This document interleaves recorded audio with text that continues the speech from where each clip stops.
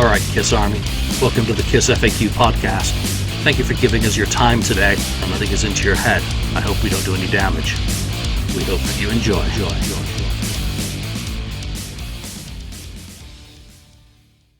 Welcome to episode 384, bloody hell, of the KissFAQ Podcast. I'm your host, Julian Gill. Today I've got Ken with me, and we're both joined by esteemed author of the book on Destroyer, shouted out loud, and that is, of course, James Campion. James, good to have you back with us.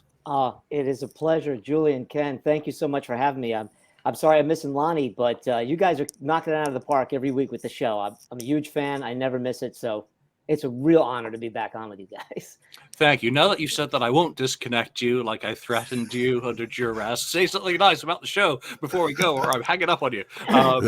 No, it seems only appropriate when we are talking about the Destroyer 45 Super Deluxe Edition or Deluxe Edition or whatever, the anniversary edition, to have the author who wrote the book on the album and has done that deep dive into it with us to, get his appraisal of this as a package. And let's just go back to the fundamentals. You're a fan.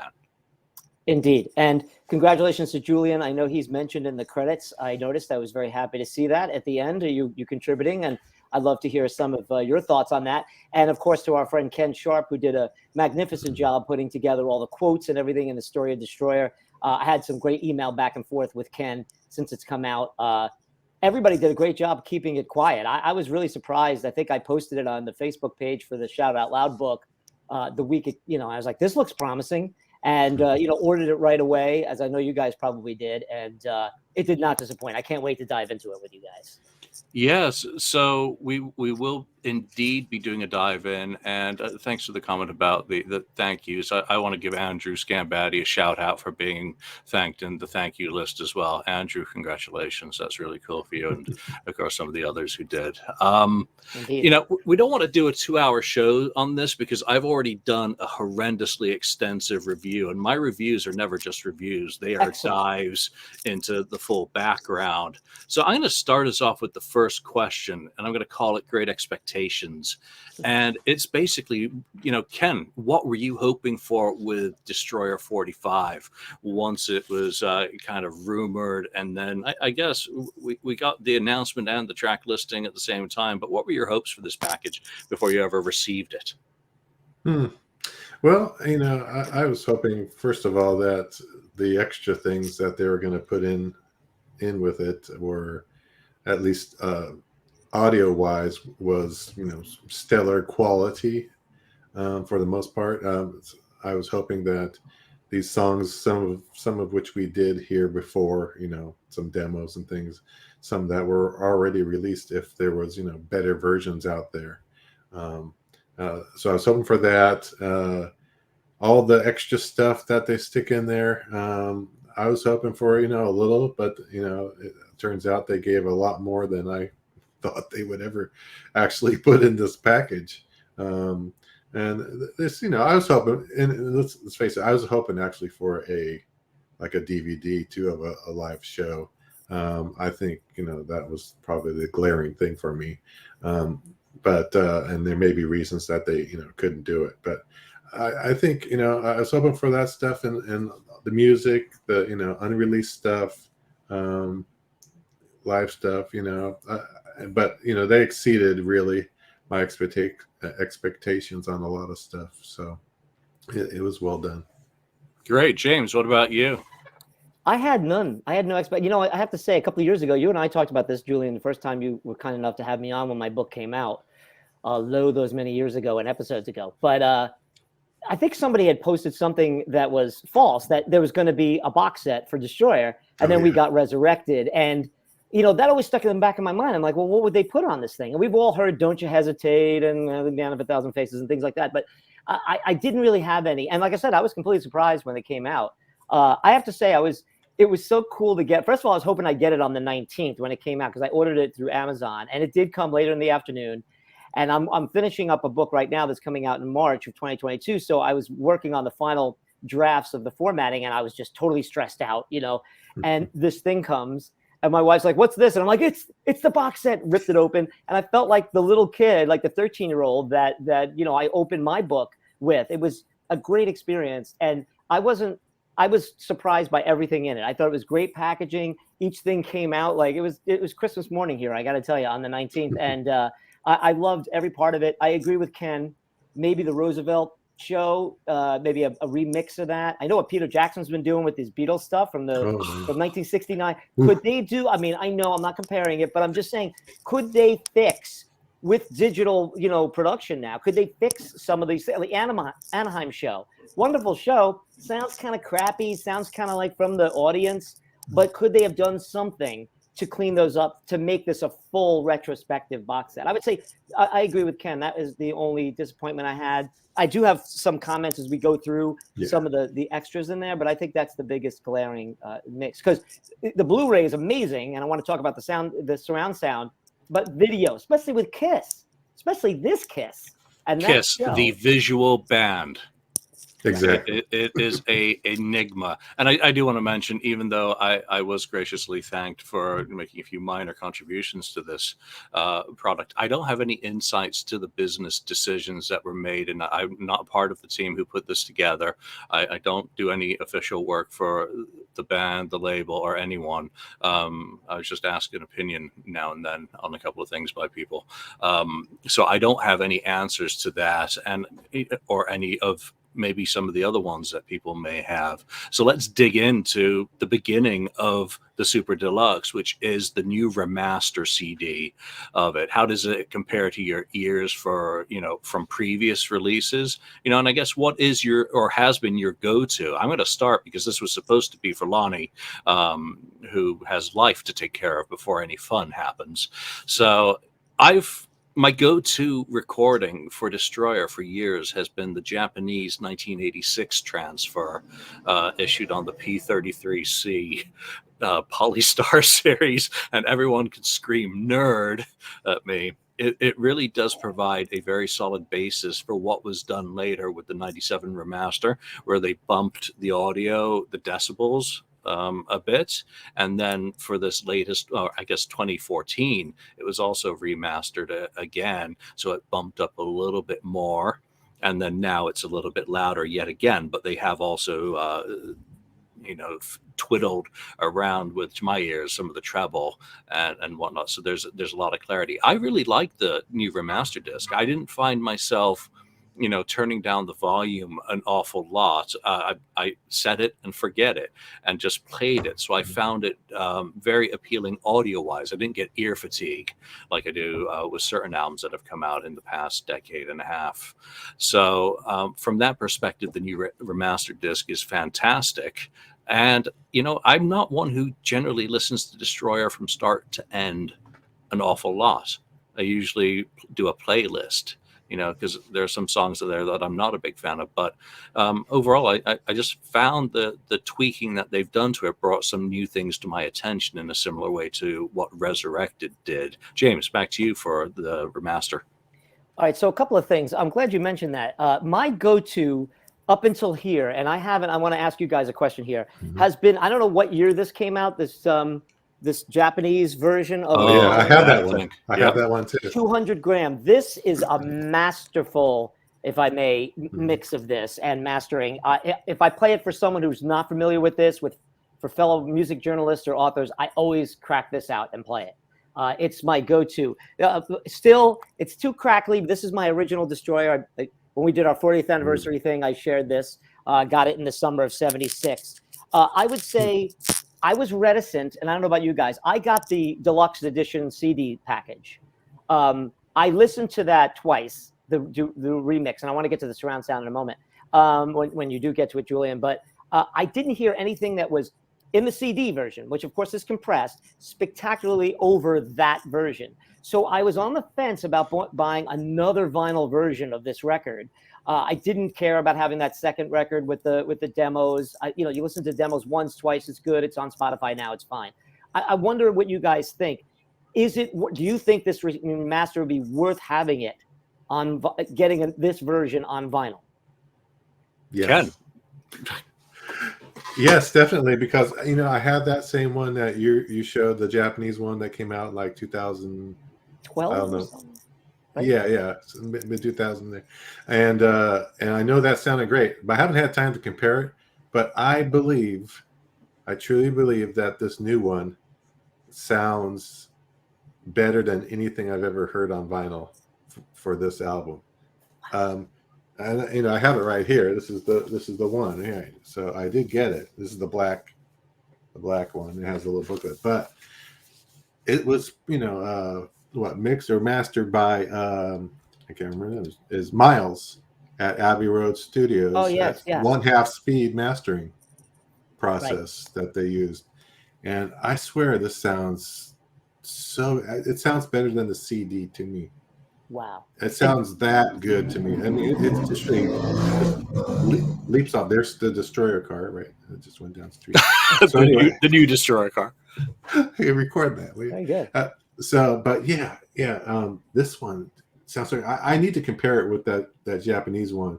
But I swear, when I put this on, I was like, wow, this sounds so clear, crisp, and it's just, I don't know. It sounded so good. I was surprised how good it sounded. Right. So. And I think you're talking about Giles Martin, who is, George Martin's son, right? Is Giles? No, not. It wasn't Giles. There's a guy called Miles. I can't remember his last name. Oh, he's an Abbey Road cat too. He's an Abbey Road cat, and he's done a lot of these half-speed mastered in Abbey Road, and I want to say it's Miles Goodwin or something like that. I don't know. Julian's to the rescue. Yeah, but it is really, and it's in the run out groove. It says Miles, by Miles 1/2 Showell at Abbey Road Mastering. Oh, wow. Well, that's high praise. I think I might have to order that today when I get off with you guys, because no, seriously, because I was listening to it on Spotify in my car today, all the way through. I had about a 45-minute trip. The record's about 30 minutes. And there were things that popped out even on that listen in car speakers through Spotify, which is really compressed.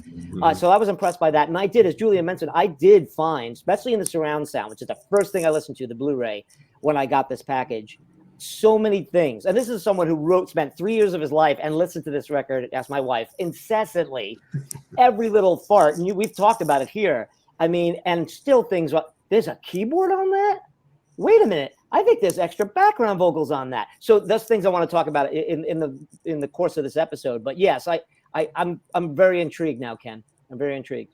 Yeah, it's great. Sounds great to me.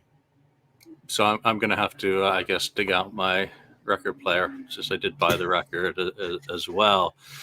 So Ken, I guess you've answered that question then, right? How does it? Because again, when you go and talk about how does something sound, it's all very, very subjective. Everyone's got different ears. Everyone's brains process sound slightly different. I listened to the stream 14 times when that was available for reviewers, so that kind of colored my impressions of it. And then I got the FLAC download, the lossless, because I didn't want to rip the CDs myself. So I just went ahead and got that. So again, in terms of that clarity, it's just, for me, maybe my ears are getting older, and I like that sound better now, because I know some people have mentioned that it looks, they're saying that as a negative. Oh, all they did was boost the volume again. Right. Mm-hmm. Yeah, I mean, I did listen to the 97 and the new one kind of back and forth on my computer. The only thing I really noticed a lot was the volume was a little louder, like you said, Julian. I didn't see a lot of differences, but I wasn't digging that deep. I just kind of compared one song on each. So, yeah. Yeah, and I may do a digital rip of the LP if it's as good as you say it is. Then I did notice a bit of clipping in the waveforms for the FLAC. So again, I don't want to get into a terse technical discussion about audio. Did you guys notice? I'm sorry, Julian. Did you guys notice that the fades seem to be longer? Normally, when they do cleanups, when they do cleanups of this, like for Exile on Main Street or some of these older records, they do like I missed it, little licks at the end or little vocal stuff that happens. They cut it quicker because they don't want hiss. This one, it seemed like there was more of a fade out on, Do You Love Me and King of the Nighttime War. It just seemed longer to me. I don't know if you guys noticed. I thought I noticed it too, and I thought, well, maybe it's just me, but I thought I noticed that too in a couple of songs. Yeah, I need more time, and there'll be a bunch of people out there who want to A/B every single version and come up with a definitive list of what their findings are. And you know what? I'd much rather someone else do it than me. Get on. There's your mission. Report in when you've got some information, people. So let's move on to disc 2. Which is, of course, the demo disc that James has just unkindly called to listen once and then file it away. I disagree. That was my make or break deal. Ooh. That I wanted the full Magnographic demo set in perfect quality, and I have received. So from that perspective, I was already in happy land when that came out. And it is what Ezrin, the raw clay that he was given. They basically threw a lump of clay at him, and he ducked and said, you're not hitting me with that garbage. We're going to start fresh. Right. James, your perspective on all that now that you can actually hear it properly. Yeah, first of all, I agree with you. I'm just saying a lot of times when you listen to demos, that's great, but I did want to hear them clearly. I had to go dive in through bootlegs and YouTube and this and that, and they sound great. I mean, right off the bat, Don't You Hesitate sounds like something right off Dress to Kill. It sounds mastered, bassy, ballsy. It does tell me one thing. I've heard you guys. I know you guys have the vault. I know Ken always talks about his favorite Gene Simmons songs. He comes from each record with stuff. I know that the big complaint in the 80s is he sort of disappeared on Paul. Right. But I'll tell you, the songs here prove he is a really good songwriter.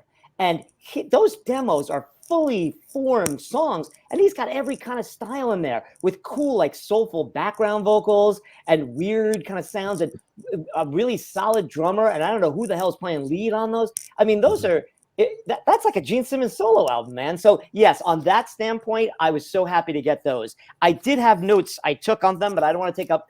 I want to get to the alternate takes. But as far as the original stuff, I did have one or two notes here. I thought it was funny that, I don't know if you guys knew this, but I didn't, that it ain't the smoke that burns you is really called It's the Fire. Did anybody know that before? Because it was always.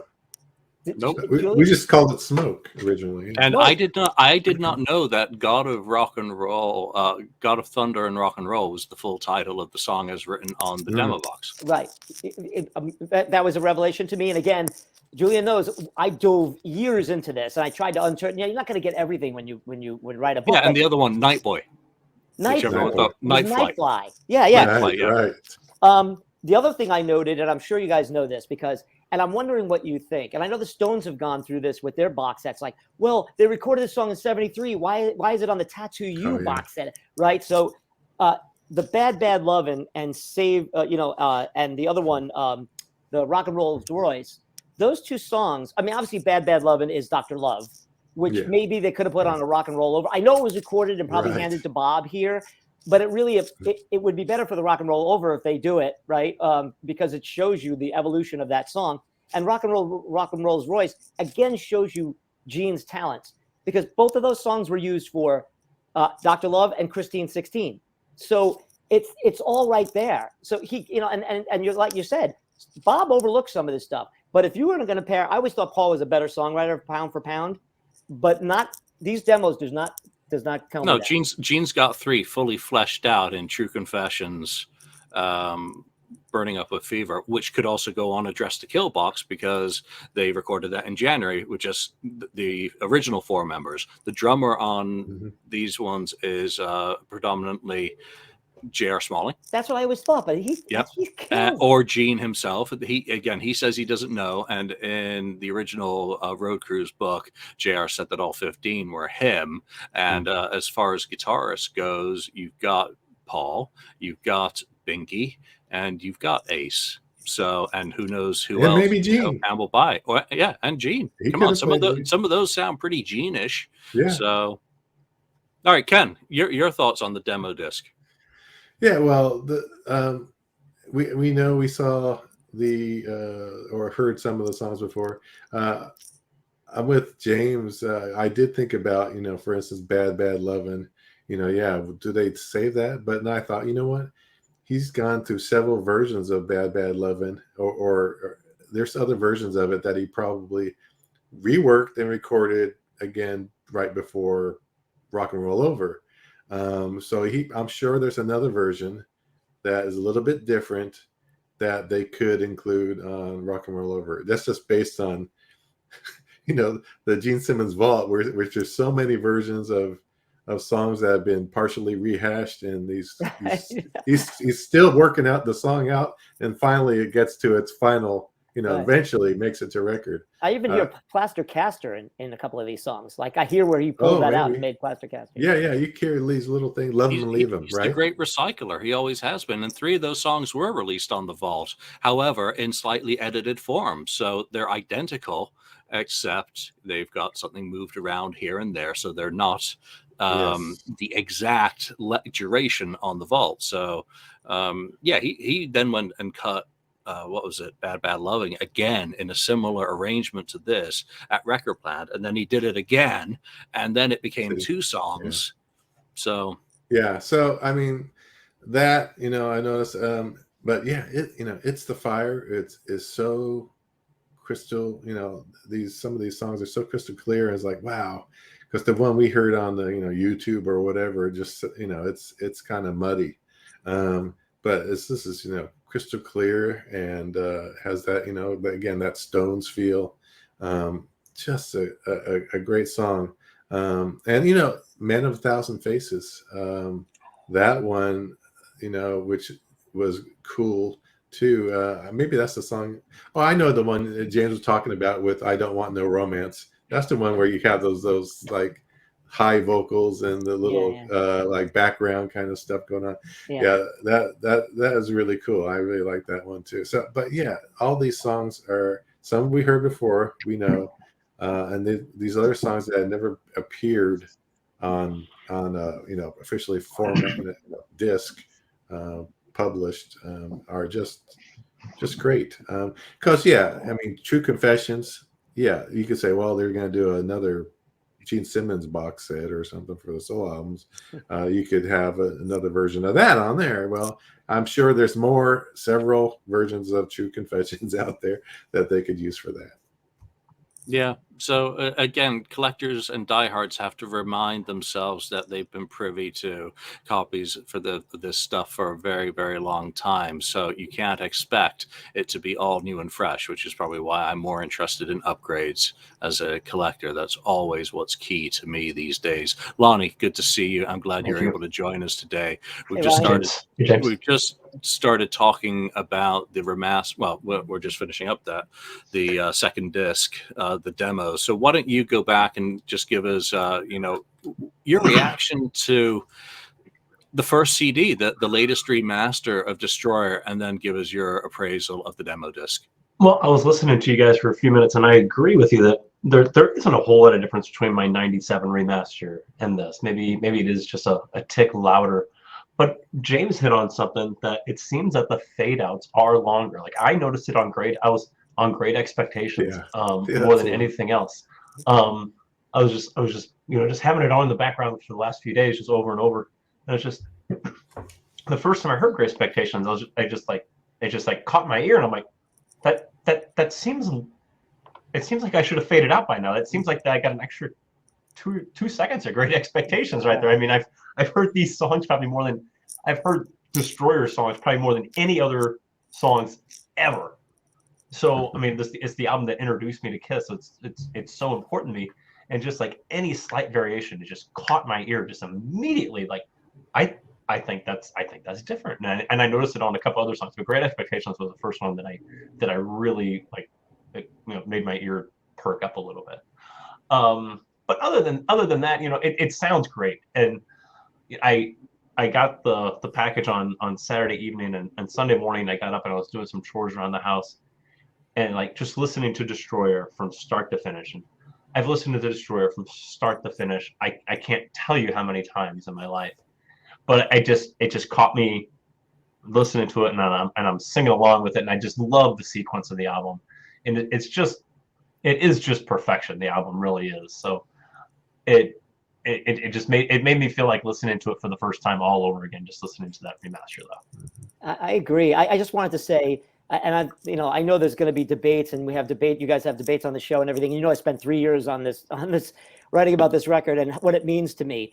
But when I listen to this just on anything that I listen to in this box set, it just reminds me, it stamps my absolute love and adoration of this record. Lonnie said it perfectly. It's just a masterpiece all the way through. It's perfectly. And I got to tell you, I fell back in love with Sweet Pain. Ken always rang the bell for Sweet Pain. I love that song. I love that damn song. And it sounds so freaking great on on the new mix. I don't know. It's just. I'm with you. I hate that song and I love it now.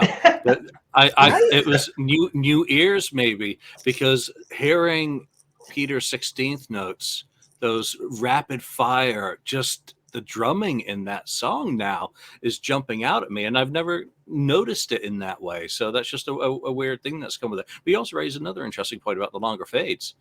Weren't they trying to stretch that album out as much as they could in 1976? So why 45 years to squeeze an extra 2 seconds each side? Why did it take this long? Yeah.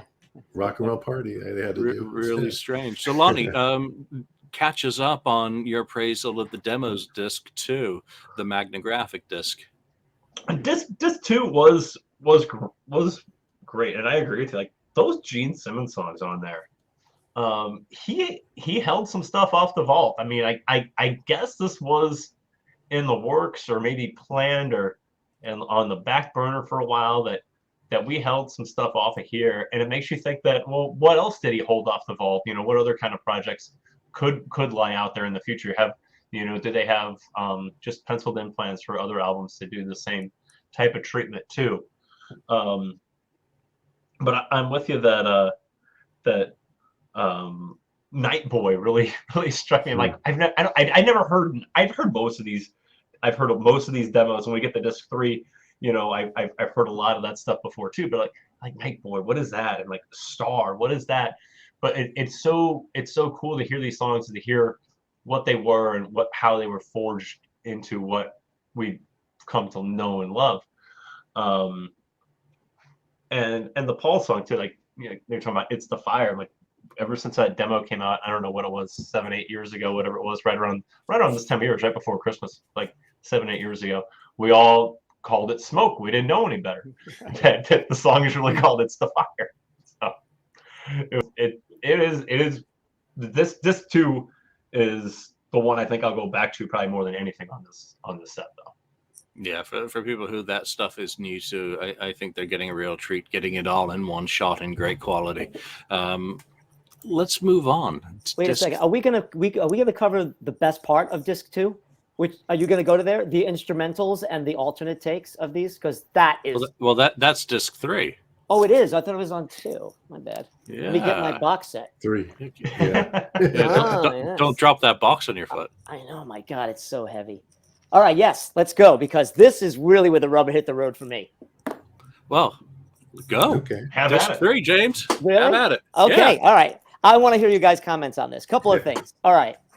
Absolutely love the mono instrumentals. First of all, anytime you get, even though I don't have a really good setup for mono, I just love the fact that things are not just fake stereo. We're going to throw this on this side and that on that side. Not a big fan of that. So I did really dig those. A couple of things that I noticed.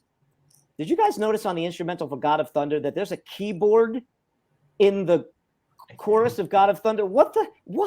Like, I know that he put keyboards to fatten things and pianos, but that is clearly a keyboard part. And without his vocal in there, I'm like, holy crap, that is so cool. Think about this. I've been listening to this record now for the entire 45 years and wrote about it. And that was a real revelation to me. The other thing is you could really tell on the instrumental where the drum parts that were done in the hallway, the back elevator shaft, like when he does those fills and the ones that they use for the backing track later, and then those goom, goom, you could hear the echo. That's natural room echo on there. So again, stunning. In Detroit Rock City, another one. I never knew. I mean, I guess I did because he had to have a first part, but the ba-da-da-doo-doo, he does a run up, ba-da-da-doo-doo, a ba-da-da-doo-doo, which is really funky. And that's exactly when Bob said to me, Gene hit above his weight on Detroit Rock City. Now I know what he's talking about. Because, okay, do-do-do-do-do, great, that's cool. But he's doing that throughout the whole thing. Like, he's doing bass runs, and they're not just ba-do-do-do-do-do-do. He's doing funky, and when I say funky, he's putting spaces in there. Spectacular. And I heard that for the first time with this box set. The other one is I love Bob Ezrin's countdown for the beginning of King of the Nighttime World. I love how it goes. And he's like 1, 2, boom, and then he does 1, 2, 3. So Peter knows when to come in, and that goes back to that whole backstory about how they beat the hell out of Peter for the backing track first. So he's clearly making the countdown for Peter there, and then the rest of the band adds it later on. And another thing I noticed, I'll end here because I have one other thing, but I have to end here because I want to ask you guys generally. Now, and it's a shame they weren't mentioned in the Ken Sharp interviews, but that's okay. He only had so much space.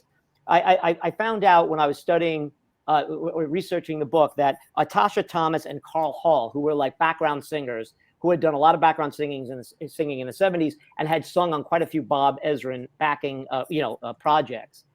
They sang on Sweet Pain. But I'm telling you, I hear a female voice on King of the Nighttime World now, and I also hear a little female voice on Shout It Out Loud. They might be singing on those 3 tracks, and I only discovered that through the surround sound and the combination of these different mixes or alternative mixes. I don't know if you guys heard that, but I definitely hear on King of the Nighttime World, there is definitely a high-pitched, not just someone singing falsetto, a female voice on there. Yeah, I'm hearing all sorts of stuff all over the place, whether it's voicings, whether it's piano or keyboards, or whether it's the voices in my head shouting at me. No, it's so true. And just, I also, and Ken said this before on the show a while back. I know all you guys love the demo of Great Expectations because he says, he names everybody in the band. And I loved hearing that because you could hear Gene really struggling to hit that high note. I mean, really struggling. And it's just so dear to my heart to see him busting it and know that he eventually nailed it, in the final version. I loved it. I love these alternate, and I loved it. This is my favorite part of the whole box set. So I think your passions just illustrated one of the key points of Destroyer, is that boot camp was a process that made all the members of KISS raise their games. And Gene says as much in the liner notes. And you really got to go to this. I've had to print it out and scan it, the Gotham City News, which is the very thin newsprint. Do not ignore that, because that is where a lot of the gold about all of the songs on these discs is located. The book itself is a beautiful book and overview, but you want the nitty gritty. Read that newspaper once. Don't be afraid of it. It's your living copy. This isn't an investment for the future. This is something to enjoy now. And just like everything you had in the 70s got dog-eared, read it, because you will not be disappointed. I won't give you any spoilers, because also look at the pictures in there. That tells you a lot. Ken, disc 3, what are the high points and your overall thoughts on that kind of potpourri of mono mixes, single edits, rough mixes, outtakes, and early versions? That's a run-on sentence. Yeah, some of the mono mixes I like more than others. Some mono mixes that are just okay to me, but the instrumentals really tell you what's going on behind the scenes that you miss when you hear those vocals up front, like James was talking about, on God of Thunder, for instance. And one of the songs, I can't remember which one it is now, it had a lean in, it's one of the count-ins that they have on this. But there's a click. There's that click, which I think is that click box thing that Bob Ezrin talked about, right? Yeah, the box, and that I think I said, oh, that's what he was talking about. I was listening. Oh, that's it there. I can hear it. So, which is keeping Peter on track, on time. But I mean, the single edits are kind of cool to see. We've heard a lot of those before. If you got the singles, box set, or if you just heard singles or have vinyl singles from the past. But the Beth acoustic mix was cool.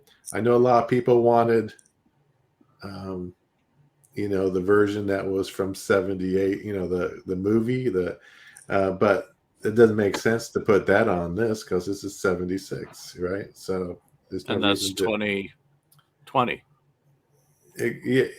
Yes. So your point is? No.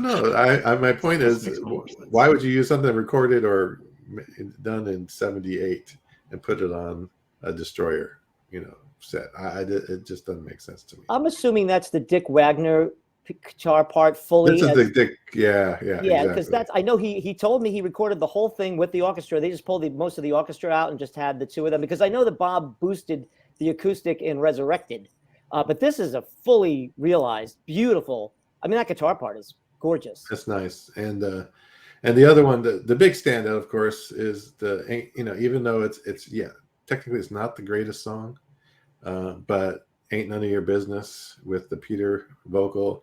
It's just, we've heard about it forever and heard I think pieces of it or something in the past.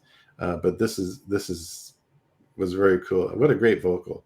Too bad they couldn't have made that into maybe improved the song, and it maybe could have made it to the album, or B-side of a single.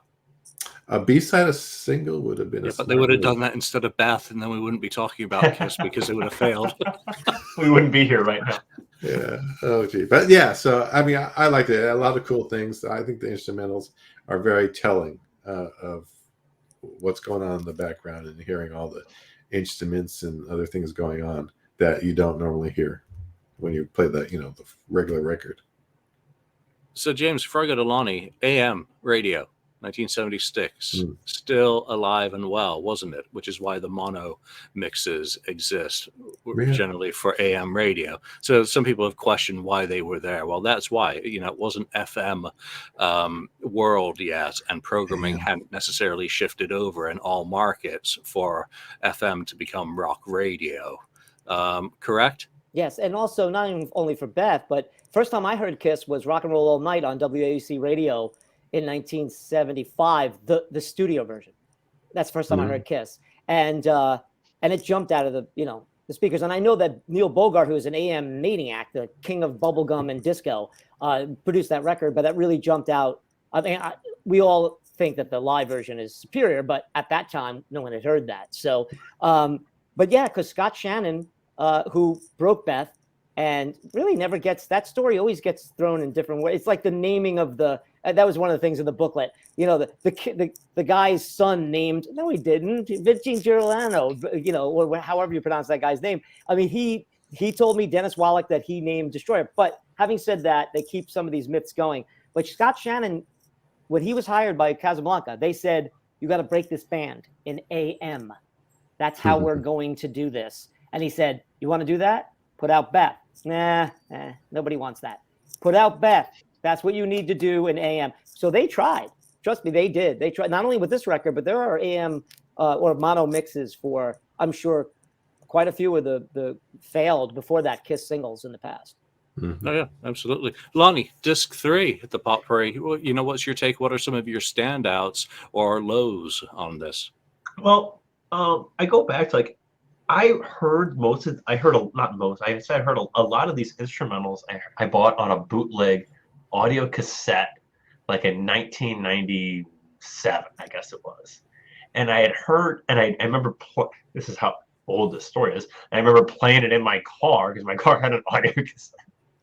After my girlfriend and I bought it at this, this record store, and we're like, I'm like, oh, look at this, all these instrumental, we're buying this. We bought it. And played it in the car, and I remember just hearing those for the first time, very, very raw, on an audio cassette that had probably been dubbed and redubbed by the time it got into my hands. But those were always cool, and it had Ain't None of Your Business on there, and a lot of the stuff that ended up on this disc 3. And when I'd heard they were doing a Destroyer box set, I had great hopes that all these mixes and all these alternate takes would end up on there. And to hear them again for the first time, was mind blowing in a sense of, I remember, hearing this, and I've, we all have our collection, our own little private collections of bootlegs, and I've gotten them again, through different files, but to hear them hear them as cleaned up as they are on this. I'm sure a lot of Kiss fans that watch the show have their own collections of whatever, but to hear them the way they're presented on this disc, and to hear like Jim's mentioned, you can hear Bob counting them off in King of the Nighttime World, and to hear all those little intricacies and everything that goes into these songs, to hear these raw versions of 4 guys with instruments and what became in this Masterpiece Destroyer, broken down in this raw form, is those instrumentals is really, really digging deep for me to hear that. And then, and like you guys mentioned, that the mono mixes with AM radio, because people, that was, that was it at the time, obviously. And the singles and everything on there is really great. But the Great Expectations, I really wanted a cleaned up version of that demo for the longest time. Ken, like James said, Ken mentions it on the show a lot. You hear them calling out their names, and it's just Kiss as a band, calling each other's names out, and the cohesiveness of the band at the time. It's great. It really truly is. And the version of Beth, it's good too. Like James and that acoustic guitar is stunning, the way that blends into the song. Just for a different take on it. So it's disc 3 for me, is there's a lot on there, and it's really great. Also, that great Flaming Youth, the we instead of I. Mm-hmm. Yeah. So cool. That's great too. And you could really hear the woodwinds in that take 6. There's 2 versions. There's an instrumental, which is the final instrumental, almost like a karaoke, without Peter. And then there's one that's a different take. And that one you could really hear Bob's piano clearly, and you could hear the woodwinds. They're almost mixed up higher. So you usually hear a lot of the sultry strings, but it was really nice hearing the woodwinds in that. And I will say this. The one thing that bums a lot of Kiss fans out is that this is not really a great Ace record. He was replaced on a couple of tracks, blah, blah, blah. But if you listen to those instrumentals, Ace is doing a shit ton of great, harmony guitar parts, all the stuff that Bob would have said, we need to add this. And Ace is doing all those, I presume. And it's just wonderful, because I know they recorded looking at each other, the basic tracks. And so there's 2 guitar players in this band, and one of them's playing the fat riff, and that's Paul. But I think Ace is doing really an unsung job in making these wider, expansive sounding songs. He rose to the occasion as well, just like all the other members. And yes, there is that minor quibble that Bob used Dick Wagner. But you know what? Joe Perry and Brad got over it with Train Kept a Rolling. So, you know what? It happens in the studio. And when you're working with someone like Bob Ezrin is a musician and a genius.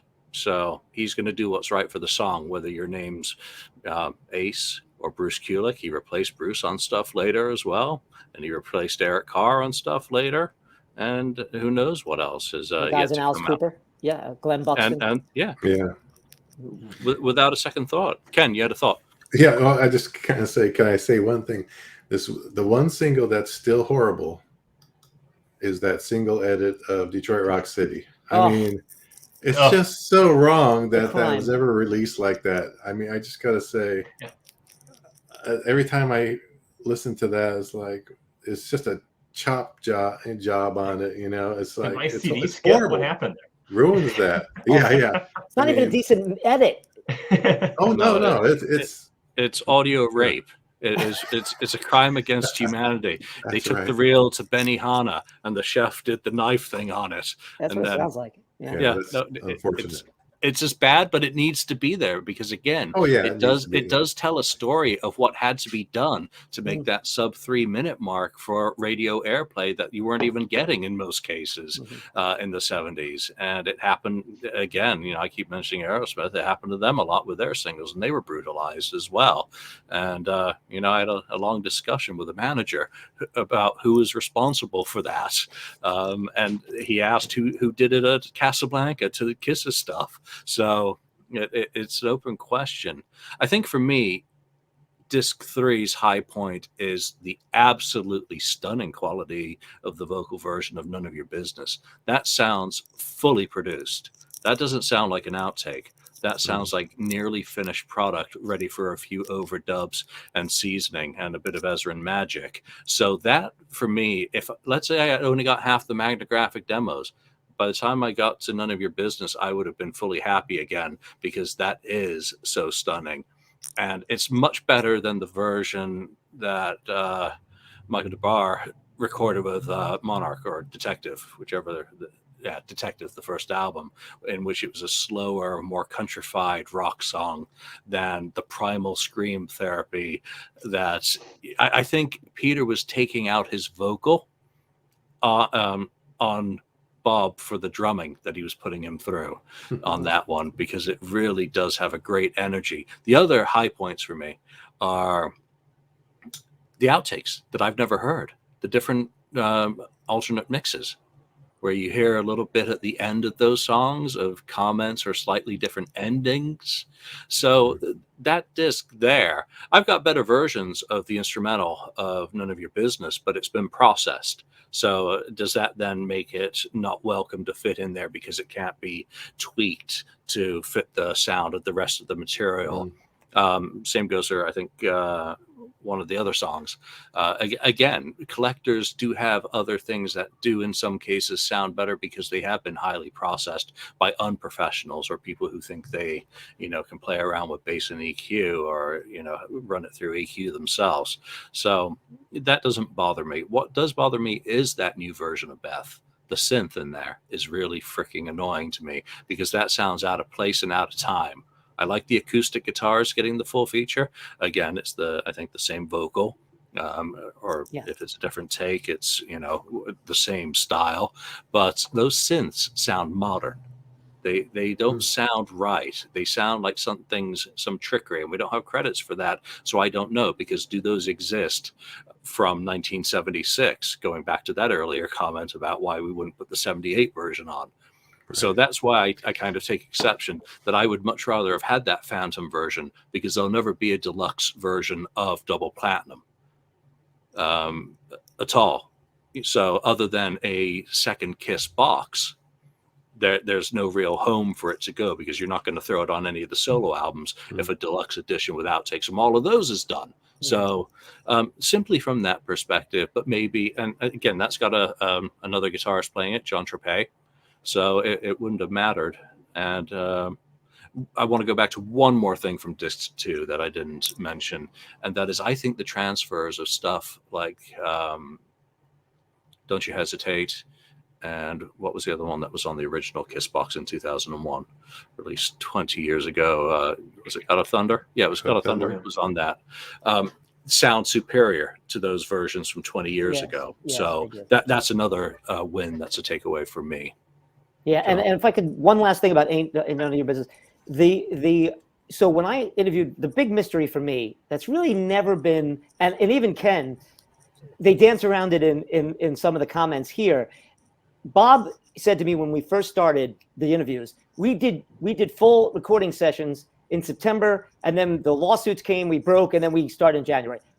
Corky Stasiak, who showed me, and as you know, Julian, his whole thing, and he mentions it here in this box set, that they started in January and they recorded the whole album that month.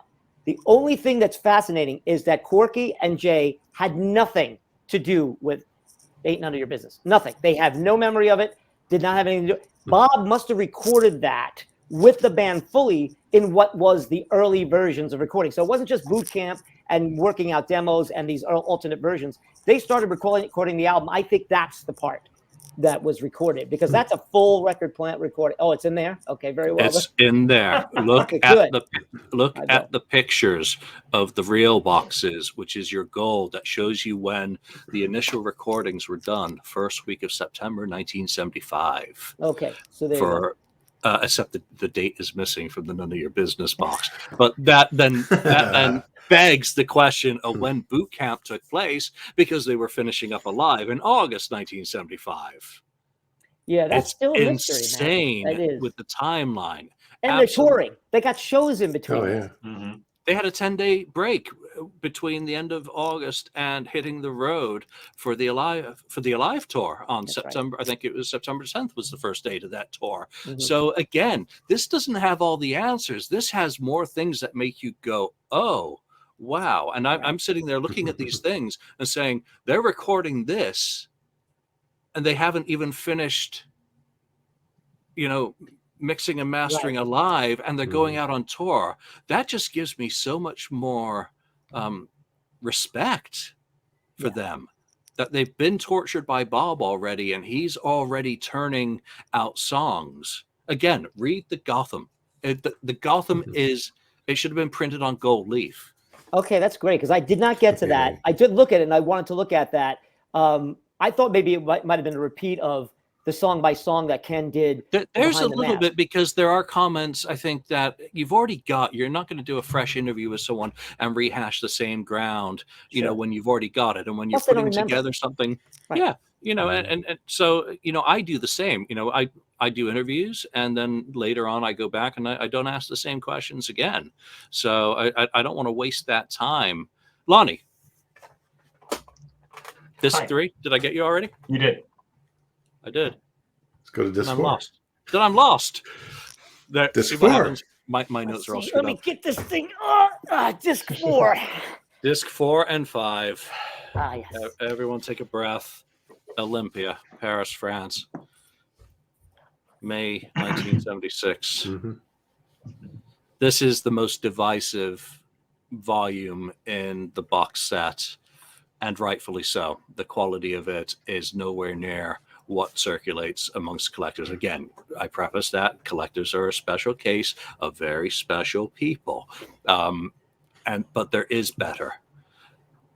And I don't understand the reason why it's there when it's not even from the Destroyer tour, when it's an audience bootleg, when it doesn't feature all of the songs that were from the album that were performed during the proper tour, which ran July through September of 1976. James, what's your take on this recording with fresh ears about it being included on this box set when we know there are other things? Well, it sounds bad. It's a shame, because everything you said I agree with. It just sounds bad. So everything sounds so pristine and amazing and updated and clear, and this is a mess. The band is not particularly on the first 2 or 3 songs. Someone's completely out of tune for half of it, and they're trying to tune, as you could tell when Paul's doing his rap. I mean, completely out of tune, which is very distracting for me. And the one thing I did note, which is really, and they end strong though. They end really strong. Peter's playing way too fast. And it's not always his fault, because they're starting some of these songs like Cold Gin. They're the ones starting this thing. It's like they're just trying to get through the show. It's just a weird. And from what I understand in Europe, and it was mentioned in the booklet for the box set, they didn't have all their pyrotechnics and the normal things, so they had to kind of readjust in some of these places. But the one thing I did notice, which I think historically is a really cool aspect of this, and they could have used Anaheim, they could have fixed up Roosevelt, they could have taken. I've heard at least a half a dozen really good shows from the American Destroyer tour, which again, even in the booklet, they're like, this is the first part of the Destroyer tour. Not really. It wasn't really. They weren't wearing the Destroyer. You know, they didn't advertise it as that, but okay, that's fine. It's just real semantics. The one thing I found fascinating is every time they played a Destroyer song, it was in the tempo of the Destroyer song, and it was good. It was tight. The vocals were there. It's almost like the older material. They got a little rusty, or they were just trying to whip through. But those songs, they were like, okay, everybody, we're going to do Shout It Out Loud now. We're going to do Flaming You. We better pay attention to this. And I thought they were the best parts of it. But overall, this is a big L, I think. Yeah, it's still fresh in their minds as new songs in the set, and I think Flaming Youth hadn't been in the set very long by the time they hit Europe, which was advertised as a Destroyer tour out there. But you know, there they are going back into basically the Beacon Theater rather than you know, some of the larger venues that they'd played during the Alive tour, because Europe was just a completely different place. Lonnie, the Live album. I had high hopes for this, and then I had heard that it was really crappy, and then I think it really lowered my expectations, bottomed out my expectations. So when I listened to it, I was actually a little pleasantly surprised, because my expectations had become so low in the months leading up to the release. It was excuse me, it was okay. I do agree that it would have been better to have something from the American leg of the Destroyer tour proper in the summer of '76, Spirit of '76 tour, really kind of hype that up as the live disc. But I agree though that the Alive songs sound sloppy, where they really sound, even though they've been playing the Alive songs over and over and over again, the Destroyer songs sound really well rehearsed and really crisp compared to stuff that I think they were just sludging through, like, oh, I'm tired of playing Destroyer every night type thing. So I think I was more pleasantly surprised because I had lowered my expectations so low because people saying, no, it's really bad. I have better recordings than what they put on there. It was okay. I'm not going to give it the L like James did, but I will say it was okay because, and the only reason I think it was okay is because my expectations were so low. But it could have been, but at the same time, it could have been so much more. It could have been the highlight of the disc, the highlight of the box set, because Kiss is a live band, having a great quality live recording from the Destroyer tour from 45 years ago that is so cleaned up and sounds comparable to the other discs on the set would have been the stamp on this set. Yeah, now some of the other recordings from the tour include Toronto soundboard, which is not that great. I find that one problematic, at least what circulates. And again, you have to go back to what sources are available and for what sort of price. Then there is Roosevelt, which is, I don't know if that is a soundboard capture or whether that's from the video feed, which inherently would have dynamic problems itself. So again, I don't have the answer to that. Anaheim is certainly captured on a soundboard because Eddie Kramer engineered the live recording. And I think I've mentioned previously that I guess has a contract still valid attached to it that might have monetary issues. The video obviously is fantastic and there are some options for that. But again, it comes back to what I think are probably a case of economics, or they didn't like the performance. That could also come into it. When they listen back to, and again, is it how much input does Kiss have in this? Does Paul Stanley sit there listening to soundboards from this tour saying, no, I don't like that. I didn't sound good. Ooh, Ace sounds bad there. Gene, you missed a note. Is that how it works? Or is it someone else or a group of other people, kind of evaluating what is available to them? So I don't have the answers to that. But I will say I've listened to the full box set something like 24 times now. Wow. From stream. I had to listen to it 3 or 4 times before I even started writing my review. So it's been in continuous rotation. I've not skipped it once. So even though I've got better of that particular show, I haven't replaced it with what I've got. I'm leaving it in there. So it's not bothering me that much as I don't think it's a good representation or it's kind of like the crazy uncle in the box set. So it's just going to be what it's going to be. Hey, Julian, do you have a digital version of that better version? Because I'd like to compare it. Do you have a digital you could share with me, a version of that? Yeah, it came out. It came out on a bootleg several years ago, an upgraded quality. I'd like to hear that and just hear the difference. Yeah, I just think the playing too is not great. But anyway, go ahead. So, I'm sorry. Yeah, Ken. So yeah, I mean, I agree with you guys. The thing is, I think my bootleg vinyl from that I got in the 80s, the Stoned in Paris vinyl set may sound a little bit better even than this. I do agree that the Destroyer songs seemed to be played better and timed better. Though I always like Black Diamond, even though the quality it's in. I always love Black Diamond, but and it has a few more songs than what was on my bootleg. So my bootleg didn't have the whole list of songs here. It was missing a few. So yeah, I think they should have done more of a potpourri kind of thing. They could have used a couple songs from here live, couple songs from Into Destroyer Tour on another show, kind of pick and choose the best from each of those different live shows and put them together as these are some, live performances from the Destroyer. And maybe, 2 versions, a different version, of Detroit Rock City in this city and Detroit Rock City in another city. I don't know. But that's a good idea. You mean just the songs from Destroyer played in different yeah. That's a good idea. Yeah, Flaming Youth and Beth or whatever. Though Beth is going to pretty much sound the same every time because of the tracking or whatever. They didn't do Beth on that Not tour until Rock either. and Roll Over tour. Yeah. Oh, they didn't do it. That's right. No, Okay. not until the end of the year. That's later, right? Because it's all right. So, but yeah, in that manner, do something like that. I think would have been maybe a better choice. You know, it was cool for me though, real quick, to give it one little positive spin at the end here, because I'm so used to Ace's solo part in Alive, in She, I think. It's so great to hear him just go off and do the full solo there.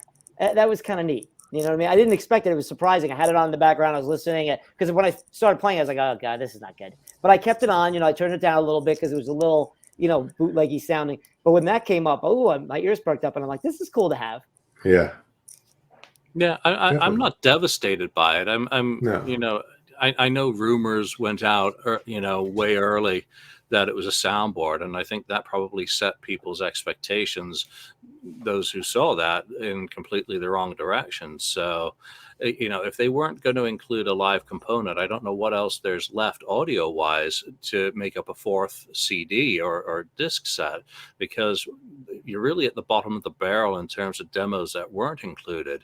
You know, there aren't a lot of known other material that I'm aware of. There's another short rehearsal of Sweet Pain that didn't get on it, but it's incomplete. I think it's like 2 minutes long. There's like a minute 40 worth of a second rehearsal of King of the Nighttime World. Well, that's 4 minutes if you stretch the fade out, you know. Yeah. So I don't know that they missed much for what actually does exist or was available to them. And that's what I think is one of the big takeaways from this, that this really is the monument to Destroyer, that it is all there. And the live show is what it is. You know, again, I haven't thrown it away. I won't throw it away. I'm not skipping it at this point, of still enjoying the overall product. Do you think, real quick, do you guys think it would have been prudent, and I don't know who owns this, and of course Stan Pendrich has left us now, but the original demo of Beck that you could hear on YouTube, which, you know, I'm just saying, you know, could they have included that, you know, to be like the bottom line? You know how they did with John Lennon's Imagine, where they showed it, I forget what they called the evolution, where they would show the beginning of the song, his demo, the blah, blah, blah. It's, since Beth is such a seminal Kiss moment, and certainly for this record and for their career, as Julian mentioned earlier, maybe give it that kind of thing. But I don't know. I don't know what the legal aspect of that is. I'm sure maybe Stan owned it. Yeah, probably complex. Cool. And I'm going to go with Ken's. That's from 1971, so that wouldn't have fit any more than the 1978 version. There you go. At least it's before, though. Not after. Just totally dismiss that. Yeah. And then you'd have some fans complaining why he's singing about Jeff Beck. Oh, actually, this is 2021. They probably don't know who Jeff Beck is. So.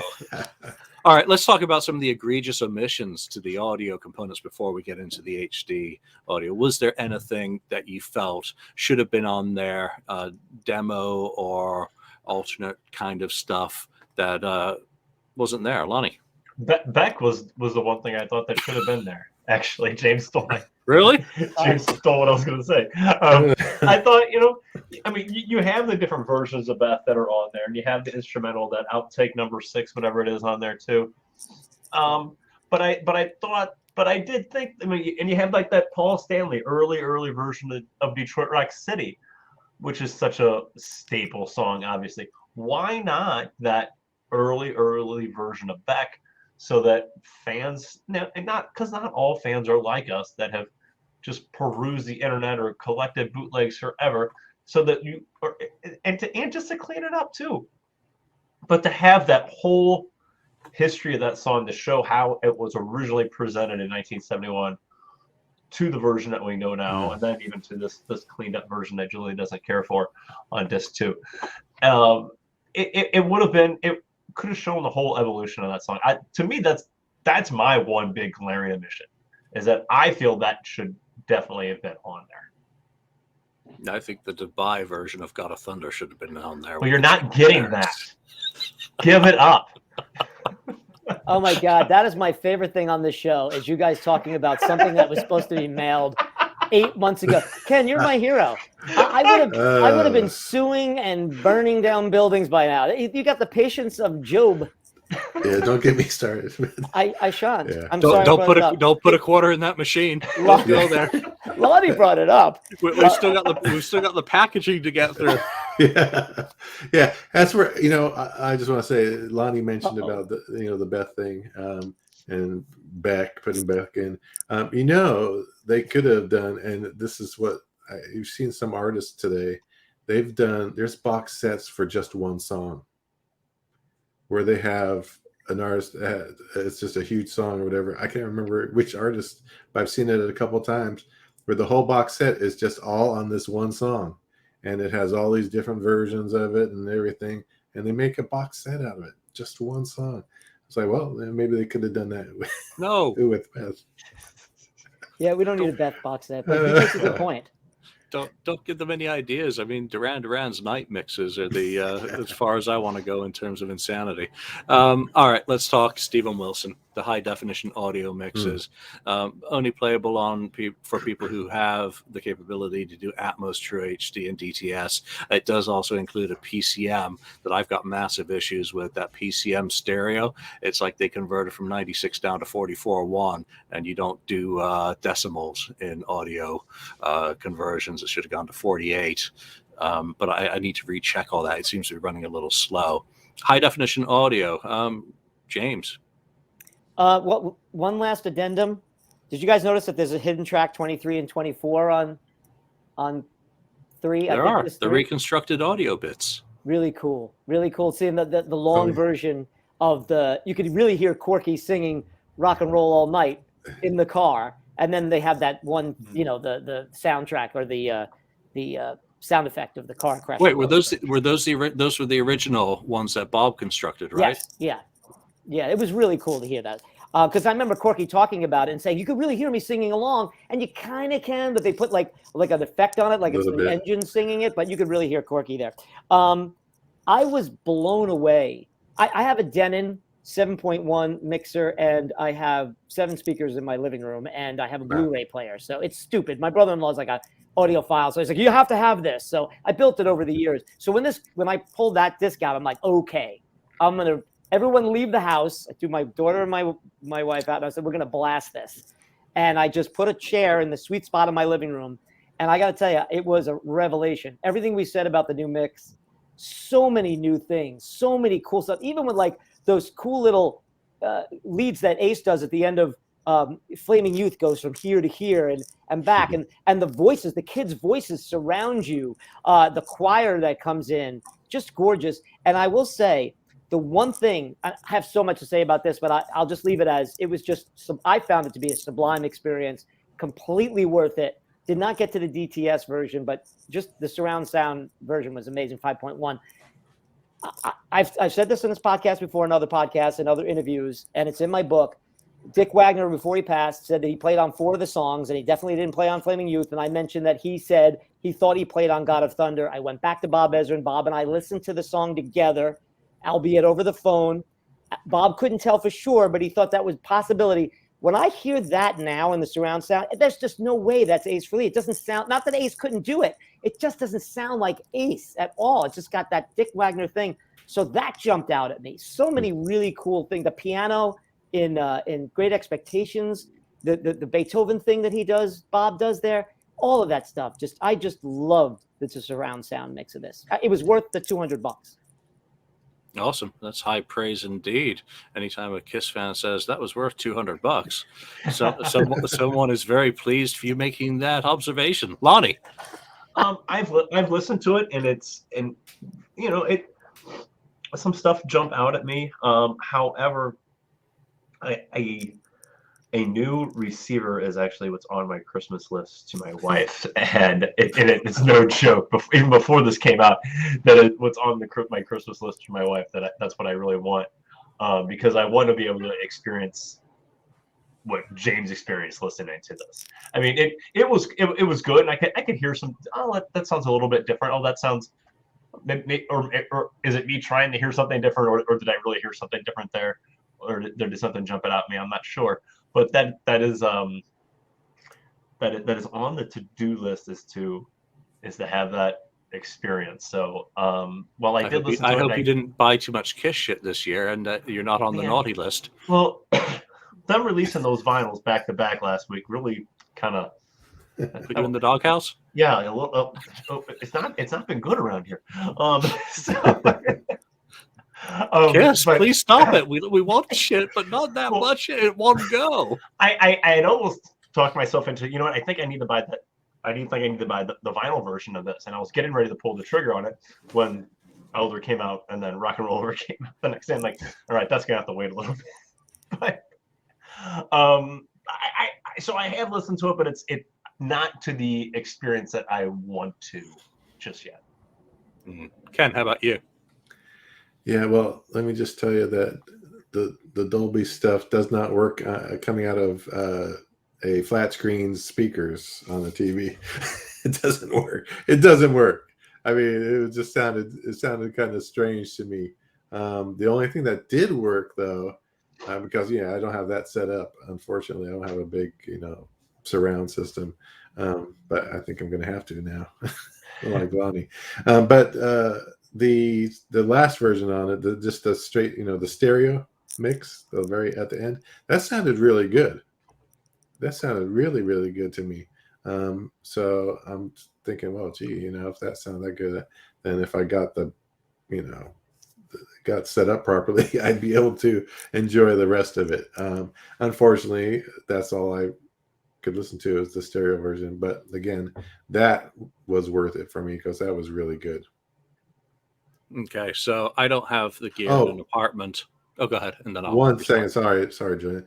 Though on the stereo version, that last version, it does not have the Ace version. It has the original Dick Wagner solo on that version. Yeah, and that's one of my quibbles is that song should be on one of the other discs. And should not be relegated to a Blu-ray only, because there will be people who don't own a Blu-ray and don't own Resurrected. So it's part of the story of Destroyer and should just be included in regular format. Minor quibble. All right, so like I said, I live in an apartment, so I don't have a surround sound other than when cars drive by my windows, everyone hears often on this show. So what I did was do line out from my Blu-ray player into my Zoom at 96K 32-bit, and I captured my own stereo mix down of the Atmos 5.1 in order to get an impression of it. And that is a completely different perspective or listening experience to listening in pure 5.1. But you do also hear the separation speaker wise in stereo of where some of the changes are. It's not going to make me go out and buy a surround sound because again, I don't have the space.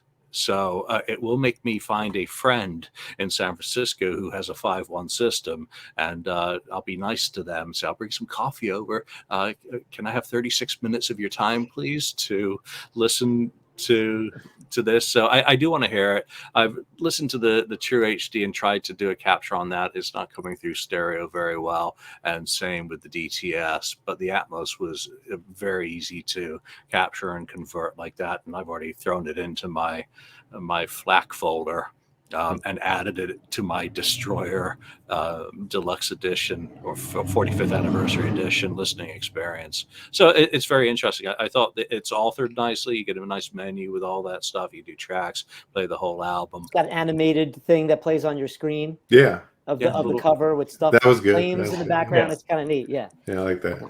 Yep. Well, open invitation. You guys just get on a plane, come to Jersey. We'll crank it up real loud. Get a case there of you go. beer Next time I'm over there. Yeah. Anytime.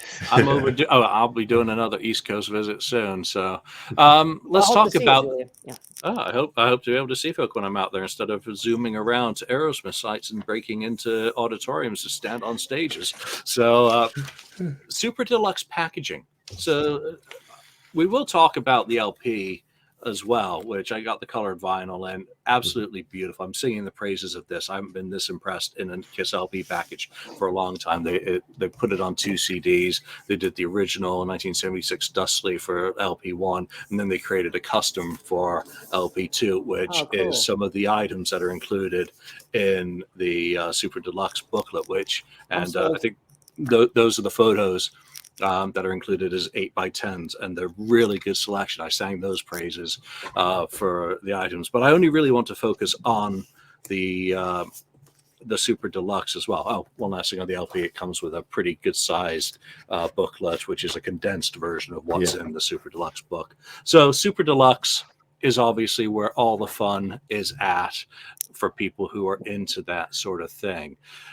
There's a lot of stuff included in it. What are some of the items that stand out to your taste and some of those that don't, Ken? Yeah, definitely, the tour book is a very nice thing to have. Not everyone has a tour book from 1976, and if you're going to get one, it's going to cost you a bundle of money on eBay. So yeah, it's a little bit smaller version of it, but it's fully replicated to the original version. So I think that was a nice touch that they did that. The blueprints are cool to see, the blueprints for the stage, the stage that were drawn up. The two posters were nice.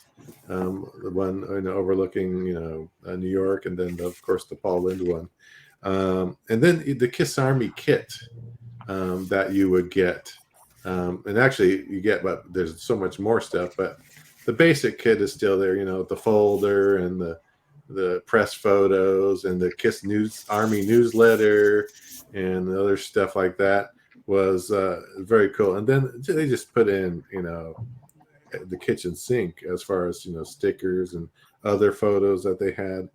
There were some live photos, concert prints. But you talked about this earlier, Julian, about the Gotham, newspaper. That is fantastic. But the problem with that one, they should have put it in the book. Yes, because I missed it. All that it is so delicate and thin. I barely wanted to touch it. Yeah, I'm scared. Yeah, I'm scared to really handle it too much because I'm afraid I'm gonna rip. Rip it up. Okay, let me just say this. I scanned mine. I unfolded it. I cleaned out the seams when I flipped it over to scan the other side, and then I put it back together, and it's fine. It's like tissue. It's like, but not everyone has a scanner, Julian. So anyway, it's very first world problems, buddy. I know it's very delicate. I'm just saying it's very delicate. I think it really should have been another section within the book. I would have rather have had it in the book. That's just my opinion. Though I can see what they're doing here. They do have this as volume 1, so I expect they may do another little thin newspaper again, or if they do it again for volume 2, which could be whatever out rock and roll over box set or whatever else, that they put it on a heavier paper if they're not going to put it within the book itself. But otherwise, the merchandise, it's just great. I mean, there's so much stuff you just sit there and look at and read, and it's just a nice little thing. It makes you feel like you're that kid Kiss fan back in the day when you first opened that Kiss album for the first time. So it's really good, really good. Yeah, no, they definitely hit a home run. I'll give mine afterwards. Lonnie. It is everything that you wanted it to be. I mean, we've seen these box sets over the years that other bands have put out. And we've sat on this show and we've sat on the FAQ message board and complained that why doesn't Kiss do things like this? Where's our box set for our favorite album? So here it is. Here's a Destroyer 45th anniversary, and there's literally everything in there you could want, from the tour book to the Kiss Army, kits to, the miniature posters, to the big thick book that gives you all the details that you want. It really is everything that you could want. They totally hit it out of the park with what's included in here. I can't sit here and say, well, you know what, I wish they would have put this trinket in there, because like Ken said, they put everything, including the kitchen sink, in there. They gave you everything you could possibly want for Destroyer. That I don't think any Kiss fan walked away thinking that, well, the packaging, no one is saying that the packaging left anything to be desired. It is. I think the inclusion in the tour book. I mean, we've sat on this show multiple times. So why don't they put out a big book that has like all the versions of the tour book in there? Well, Mini reproductions, that Here's works too. a mini reproduction of the Destroyer tour book, man. I will take that any day of the week. And if, somehow, some way, things like this continue and we get more of these sets and we can get more miniature tour books and more trinkets and more stickers and miniature posters from different eras of the band, man, sign me up. Because this did deliver everything in a package that you'd want. I mean, like, there's a Super Deluxe Appetite for Destruction that came out. And it has all kinds of miniature trinkets and singles and this and that, and just anything you could want in there. This lives up to that, at a fraction of the cost too. So, sign me up. Sign me up for this, and sign me up for more. Yeah, it's a box full of Destroyer, and just so that you do know, Tom German, the head designer, did do podcast appearances with both three sides of the coin and Kiss My Collectibles when he went into quite a lot of the details about the design process that went into this. And I think that attention to detail shows with the selection of items that are included within it. The tour book for me is a definite no-brainer, top-notch item. I love the book. I also love that you don't lose out on more writing about it in the Gotham News. And I think that's a very quirky kind of original way to approach having the story of Destroyer separated from the minutia, track by track, if it's not able to be housed in the same volume for whatever reason.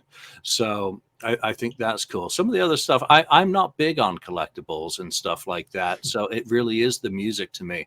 But it's hard not to respect the posters. Again, a good choice of images.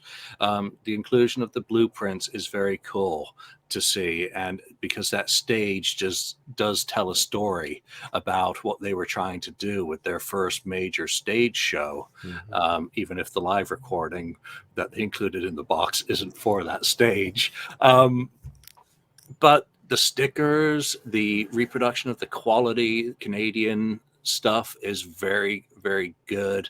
But those photos, those 4 8x10s, I think they are, that are included, and they're artistic ones of multiple exposures, very well selected. They look great.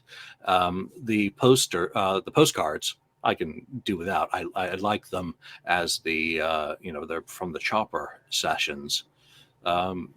And then, of course, the reproduction membership kit. I looked at that once, and that'll probably be it for me because, again, my passion is just not in that area. So the book will stay, as will the Gotham News.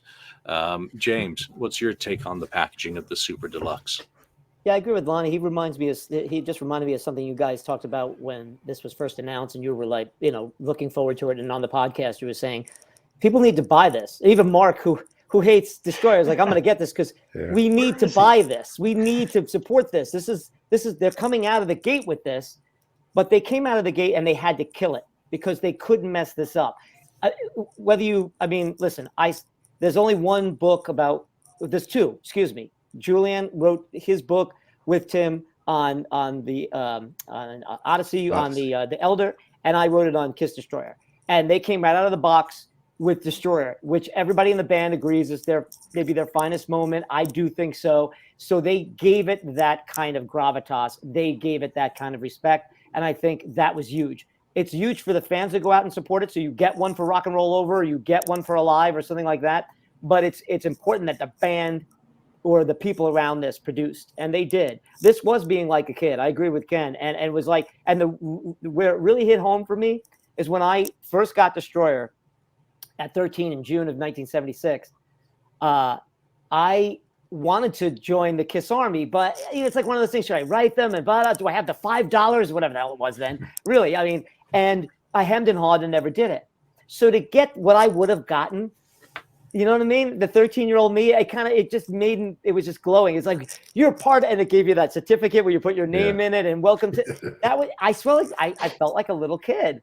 And that alone was worth it. The other stuff, I'm with you, Julian, I'm probably never going to look at again. I do obviously want to look at that extra paper there, because there were some things in the book, and I know, and I talked about it, I emailed back and forth with Ken about this, Ken Sharp, who did a fabulous job, as he always does, that I wish in the booklet there was something about Kim Fowley, or something about Dick Wagner, or something about the Brooklyn Boys. Thank you. But in the booklet is what I'm saying. But thank you for that. I'm so glad it's in there, because I was like, wait a minute. The thing that makes Destroyer so much fun is that it does have a lot of things going on that are coming in to support Kiss, and that they were cool enough, as I said in an earlier podcast with you guys about this record, that Paul gave up God of Thunder, that, that they put, Beth with nothing but just an orchestra on it, nobody in Kiss except for Peter singing, all the things that are in this. And I think this box set celebrates that beautifully. And I think the tchotchkes in there was a cool little element of that. But again, being 59 now, I'm not going to be looking at this stuff much anymore. I'll be listening to the music, though, especially that disc 3. Yeah. Oh, yeah. Yeah, it is the music that is the foundation of everything for me, especially as someone who became a fan during an era where it certainly wasn't the Image Asylum. Right. So, there has been a debate about the packaging, and it's only fair to acknowledge that people are saying that they don't like that there wasn't a vinyl component to this box. And I disagree with them, because I seldom buy vinyl these days, and I want that choice as to whether I'm going to buy a vinyl component for it, rather than it to be hoisted on me or and have to pay an additional 45 or 50. But look at what the cost of the vinyl, so it's going to add that to the cost of the box. So I disagree with that. Do any of you think that it should have been in there regardless, Lonnie? I like that there's a choice. I like the fact that I can buy, that they gave us plenty of options, and typical Kiss faction, that you can buy this, you can buy this, you can buy this, or you can buy everything. It's up to you. But I like the fact that the Super Deluxe was just CDs. Well, it's easier for me to rip my CDs, into files that I can listen to on my phone or something like that too. So all the music was right there on the CDs. I could have it on my phone. I could listen to it when I'm working out or doing chores or whatever immediately. I didn't have to. Well, I can only listen to this on vinyl. I have to go here to listen to it. It's 2021. I should be able to listen. People want to listen to their music wherever they want to. So, but if you want the vinyl, there it is. You can go buy it. No one's telling you not to. So I like the fact that they gave us multiple options of how we wanted to consume it. James? Yeah, I'm a vinyl guy. So as I said earlier, Lonnie wasn't with us at the beginning. Lonnie, I've got that Japanese version, which I think is the quintessential. And then of course I have the original 76 version, but Ken had brought up how impressed he was. Julian said it was one of the best, if not the best packaging for vinyl. So I'll probably go out and get the vinyl, but I think that this is a perfect package the way it is, just perfect. And we didn't even talk about the cover, the reproduction of the cover on the cover of the box set is gorgeous. The colors just pop, and it looks almost three-dimensional. It's again very respectful reproduction of Ken Kelly's brilliant cover. But no, I wouldn't have done. I think separate is the smart move. We have way too many Kens in this conversation. Ken, and Ken Kelly. We're up to 3 Kens now. So let's go to our, as they say in Liverpool, our Ken. Yeah, I mean, I understand. I think it makes sense to have a CD set alone, box set. Though, I would have bought a vinyl version if they just had no CDs in it. If they had vinyl of everything that's in it in the box, I would have bought that. I think so with too. All the book and good. Yes, I would have. Maybe because you know what, vinyl is outselling, digital these days. So I don't know. It just seems to me that it could have been another box set. They could have had a vinyl box set and a CD box set. So you can have a choice, or you buy both. Which could very well happen. I probably would have bought both. Okay, final tally time. What's your overall kind of evaluation of this Super Deluxe treatment? Does it do justice as the final monument to Kiss's Destroyer? And you can use any metric you want to come up with that evaluation, Lonnie. I have very little complaints about it. You know, we talked about the Paris thing, or maybe we could have had a better audio for the live show. I give it a 9 out of 10. I wish there was a better live concert, and I wish that they had included Beck on there so we could see the evolution of one of their staple songs. But other than that, I really don't have anything that makes me upset about this. It's Destroyer celebrated the way it should be. It's our first Kiss Deluxe box set like we've been wanting for a long time, and it delivers. The remaster of Disc 1, all of Gene and Paul's demos on 2, all the outtakes and the mono mixes and single edits on 3, and even the Paris Disc 4, it delivers for me. It really truly does. It was again, I guess I can say it was money well spent for me, and I'm glad I got it, and I encourage anyone to do the same because it is magnificent. Yeah, so like you, I when I did the poll on the FAQ, I ranked it 4 out of 5, and I took a point away because the live volume is a smudge on a absolutely flawless pane of glass, and only for that reason it exceeds expectations in every single way possible. Otherwise, I don't have any complaints about design, execution, a couple minor quibbles, and that really is it. Ken? Yeah, I mean, I'm with you on that. And I did answer that poll. I did 4 out of 5 also for pretty much the same reason as you. The only thing is, I think they maybe could have put, instead of maybe that live, which is kind of a disappointment, and put Resurrected in there in that slot as a possibility. Maybe there's a contract with Bob and they can't, something going on there and they can't do it. It has to be only on, it has to be separate. I don't know. But I think they could have done that as an alternative if they couldn't find a decent, live recording. Otherwise, yeah, it exceeds everything. It's fantastic to have. It's going to bring in, I think it's going to bring in some new fans, and then even bring back some old fans who were into Kiss maybe back then and then fell off, off the truck or whatever, That beautiful metallic underprint box is it's a nice Mylar kind of reflective cover. It's fantastic. So well done, and I can't wait for the next one. Yeah, so hold that thought on Resurrected because I want to come back to that after I get James's overall. Yeah, I'll try to make this quick because, I've only owned 4 box sets. The 2 Pete Townsend ones that he came out at the early aughts for Quadrophenia and Tommy, all the demos and everything, totally worth it. The Sign of the Times, the Prince one that came out last year, which has got like 80 songs on there. That's unreal. It really is unreal. And this is right there. I mean, you know how much I revere this record. It's one of my favorite records of all time, not only my favorite Kiss record of all time. Totally happy with it. I agree with you guys. I'd give it a 9 out of 10 or a 4 out of 5. Not only because the bootleg sounded like a bootleg, we could have done better there, but also what Ken and Julian said earlier, Lonnie, I think you probably agree. It needed a video. We needed a live DVD video of something. It's a live visual band. That's a glaring omission. And I think that's the only reason why it's not a 10 out of 10. But this was so much fun and a fantastic box set. Really top notch. Okay, so that point that Ken raised, that reminded me of one thing, and I do want to end on this as the very last question of this episode, Bob Ezrin.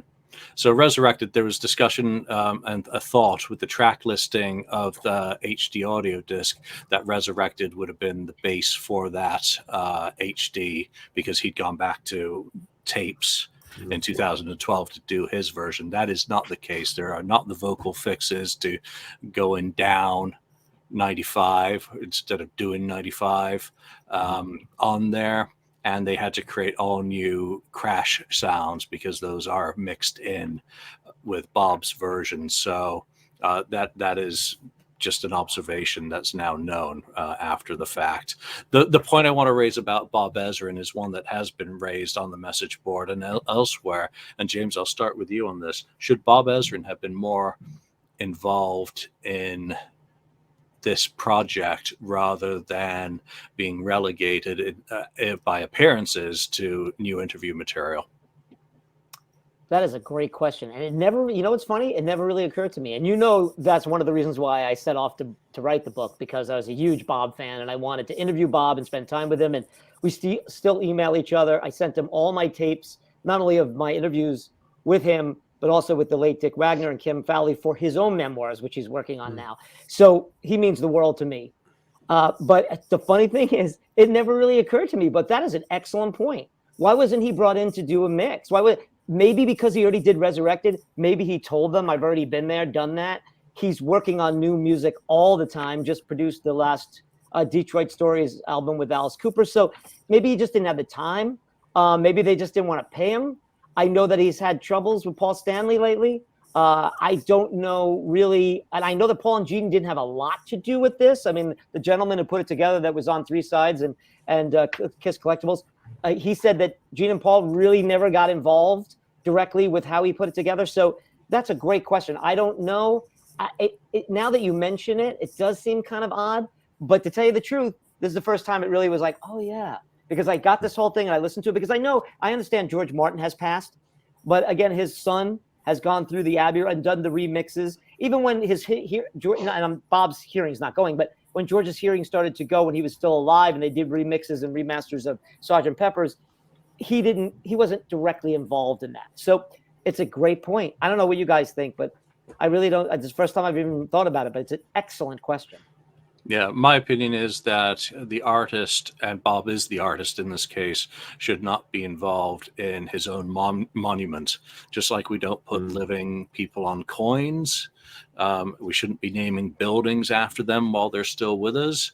I don't think that you need to have him involved in any other way than fleshing out the story, because as you just pointed out, he had his shot in 2012 and did Resurrected, which still stands as, you know, many fans love that version and his updating of it and what he brought to it then. So what are you going to repeat? Well, why don't you get someone modern, Steve Wilson, to do your remix? Bob's done one.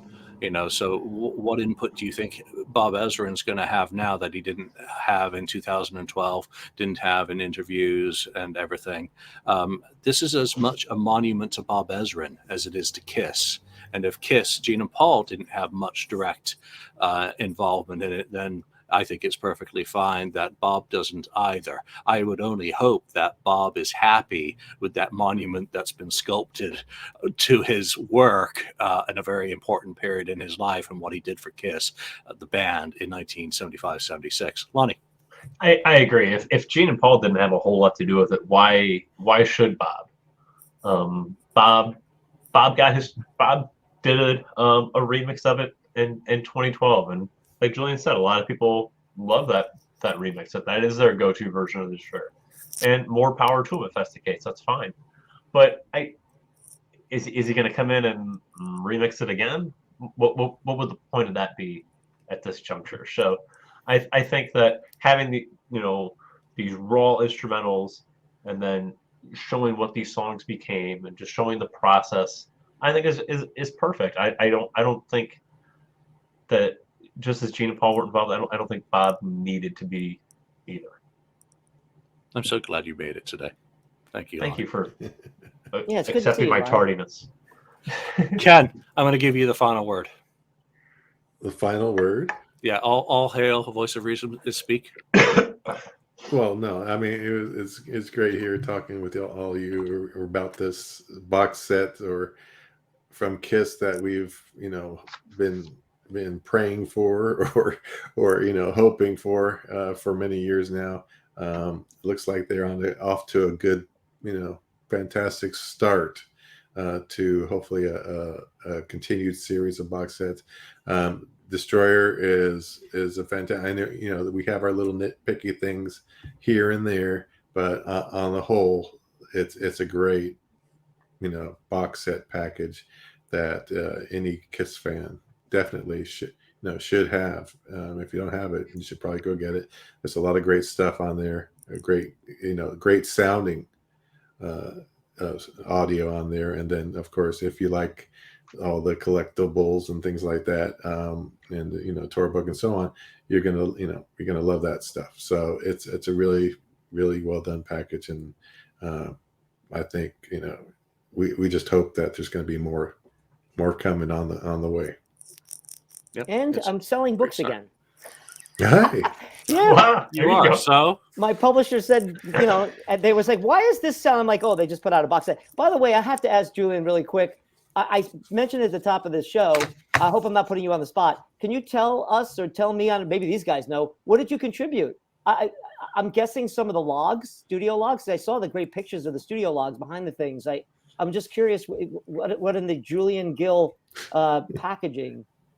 Are you still? You can't say. Are you signed to no?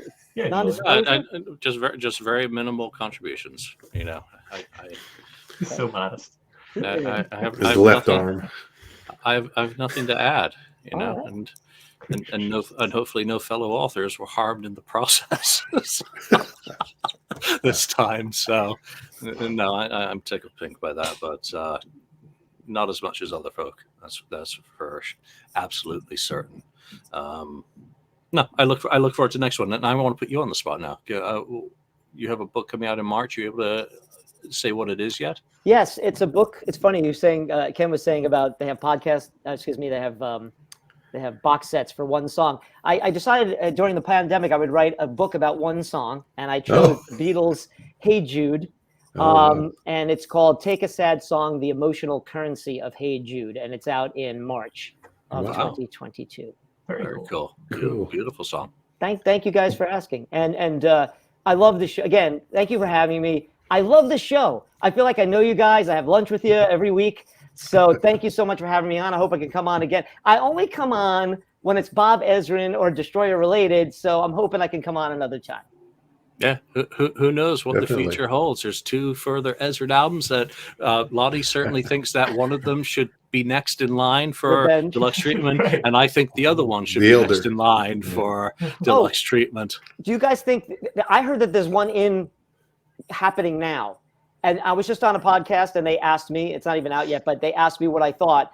And are there other tapes of the live shows that Eddie Kramer recorded for a live? And would there be ever a live box set? There are tapes, but does Universal still have them, or are they in the paws of some collector who wants $100,000 for them, even though they're worth $50 to Universal? Do we know what might be in the works for a next box set?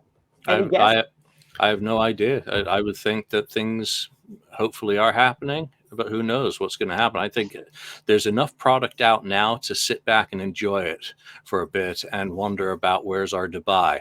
And Can write angry email.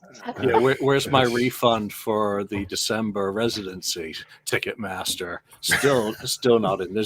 I want to savor this for a while, and it's going to take a long time to go through it and A/B it and argue with friends online about what is what and what is not.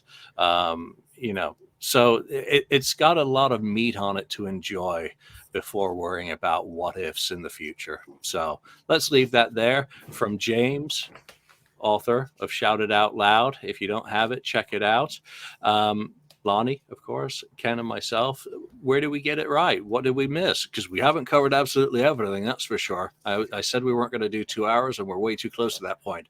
So let us know what we missed and your opinions on what we've talked about today, and we shall see you next time. Take care. Thank you for spending time listening to the KissFAQ podcast today. All sales are final. There are no refunds. If you'd like, look us up on Facebook or come over to the KissFAQ message board and discuss the topic we've broadcast today.